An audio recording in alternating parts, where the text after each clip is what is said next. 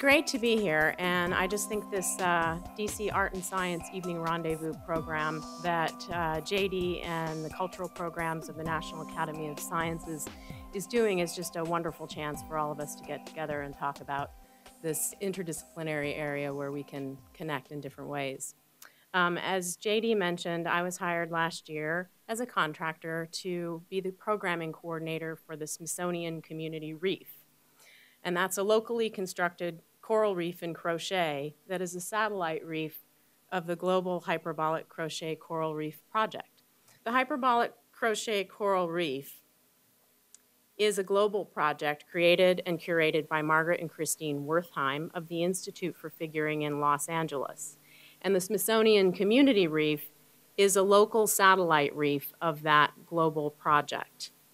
Both the Hyperbolic Crochet Coral Reef and the Smithsonian Community Reef are on display in the Museum of Natural History's Sant Ocean Hall through April 24th.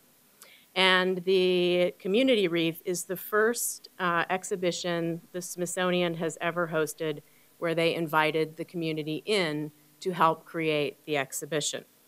It's a great example of a collaboration between the museum and the public. So how many of you out there actually crocheted for the Smithsonian Community Reef? Yay, thank you. Great.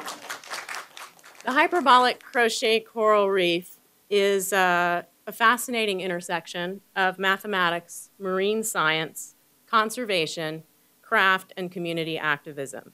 So how do these seemingly incompatible disciplines intersect with each other?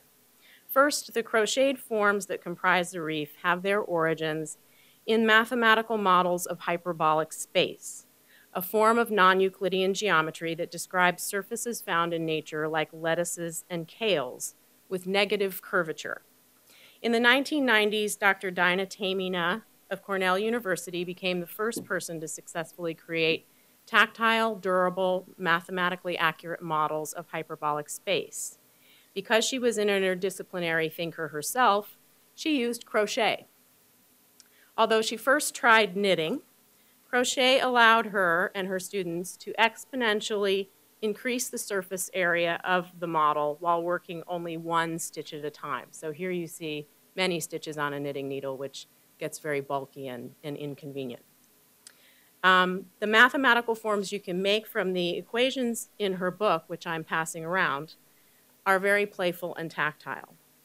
And her work captured the imagination of twin sisters Margaret and Christine Wertheim, founders of the Institute for Figuring, which is an organization dedicated to exploring the aesthetic potential of mathematics, science, and related technical arts.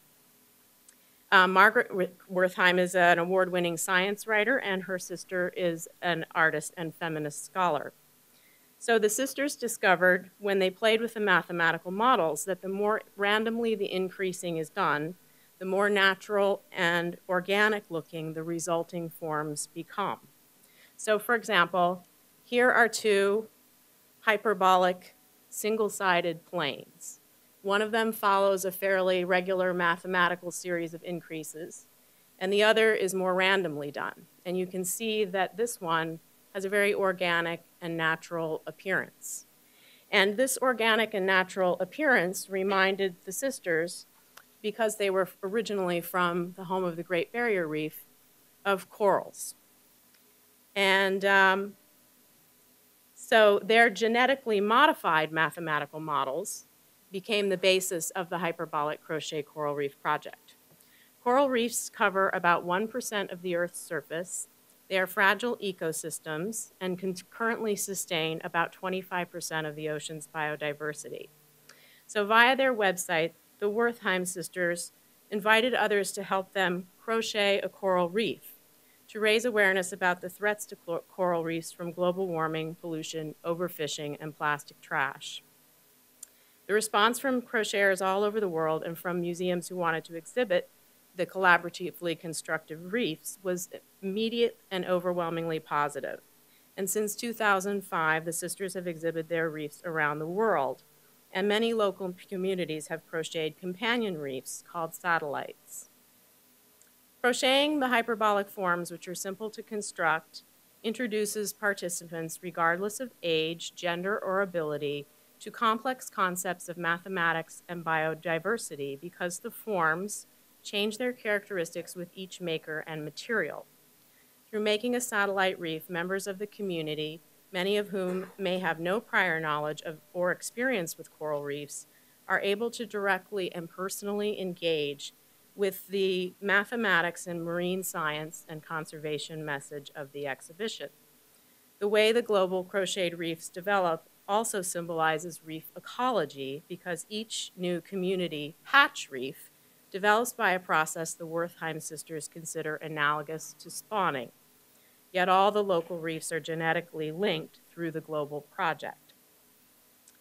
It seems extraordinary to see a fiber art exhibit displayed at the National Museum of Natural History. It's not the first one, but it's certainly the most recent in our memory.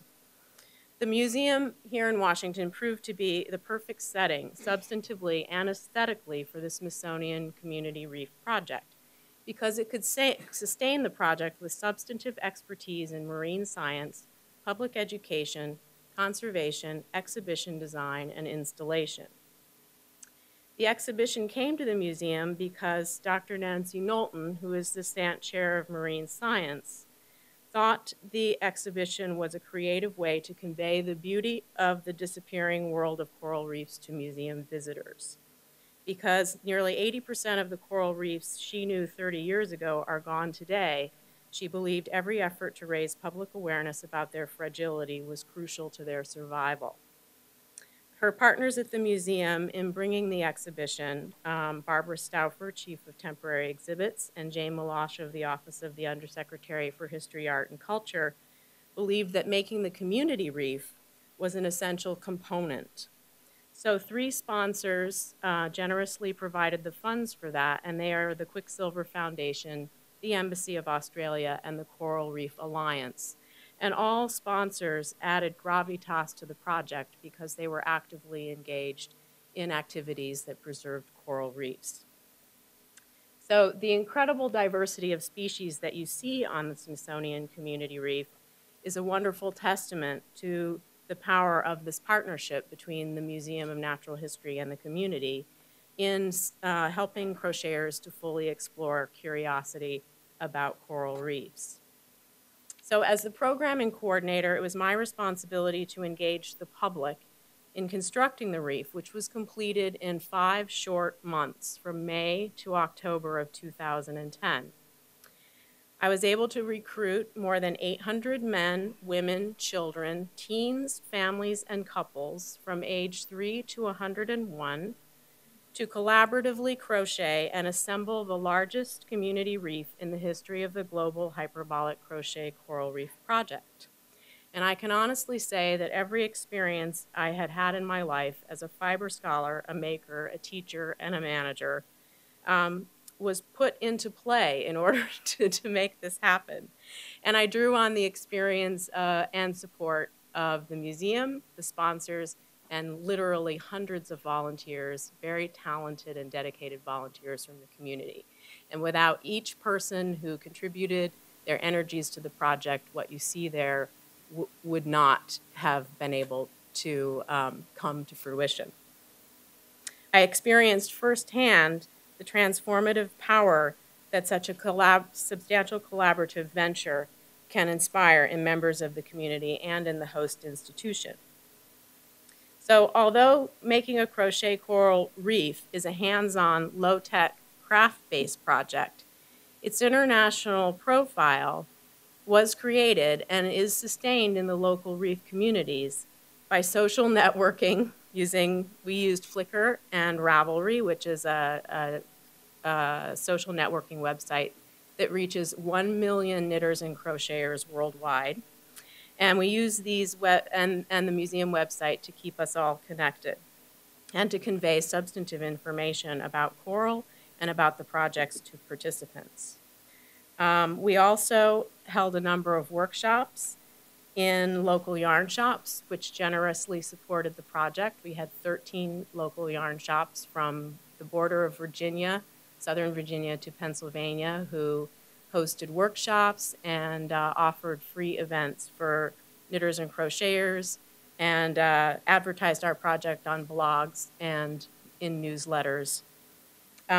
We promoted the project through the museum at World Ocean Day and the Smithsonian Folklife Festival, and held a series of workshops in the museum itself called Crochet in the Ocean Hall on Fridays, which was a fantastic opportunity for crocheters from all around the National Capital area, museum employees, many of whom also contributed to the reef, and visitors to the museum to learn about the project, meet one another, and exchange expertise. And one of the things that we found through that series of events was that our expertise was very broad and deep.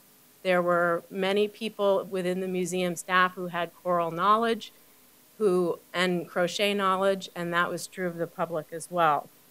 And this opportunity to interconnect with one another created a lot of mutual respect, which furthered the goals of the project educationally and aesthetically. Over 30 community groups also participated in making the community reef, and these groups include a wide variety, and you can find a whole listing of them on the Museum of Natural History's website for the project. Crafters Corner, a division of the National Federation for the Blind, NOAA's Office of Coastal and Resource Management, Washington Hospital Center Nurses, Library of Congress Crocheters, Radical Knitters Society of Peoria, Illinois, the Tiferet Israel Mitzvah Knitting Group, and many, many others. These groups offered numerous other opportunities for crocheters in the area to participate, and gave opportunities over and above the nearly 80 workshops that I knew about over the course of the summer.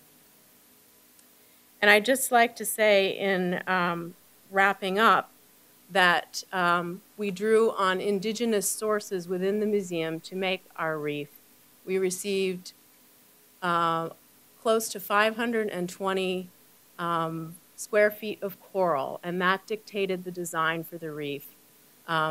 We drew on the Permian Reef in the Hall of the Ancient Seas, the Coral Reef Tank, and other sources within the museum to create the display so that it would be appropriate for the Museum of Natural History. And it's provided a wonderful teaching tool for docents in the museum because it does contain so many accurate specimens that they can use to create a relationship between the display of art and the substantive information in the collection. And finally, I'd just like to say that it was exciting to see art and science within the context of the Museum of Natural History exhibition, calling on similar skill sets, including curiosity, observation, analysis, problem solving, intuition, and aesthetic appreciation.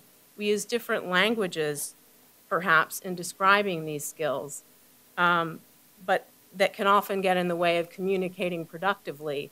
But here in this project, we were really able, through the craft-based nature of it and the community nature of it, to overcome those linguistic difficulties and really create relationships of power and support with one another. And that as the leader of the community reef, I recognized the importance of collegiality and humility in building these interdisciplinary initiatives. And by drawing on the power of the collective to leave optimal room for everyone's creativity to really shine forth. And that's what you see in the display there, is all of these voices of the participants and all of their skills and abilities. So thank you very much.